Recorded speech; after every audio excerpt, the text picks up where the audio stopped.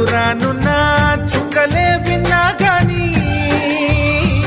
కదిలించలేదా కాస్త కూడా నీ మనసుని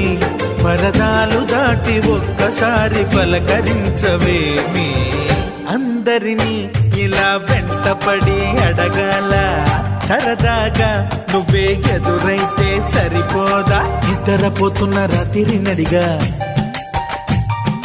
గుడికి చేరిన గువ్వల నడిగా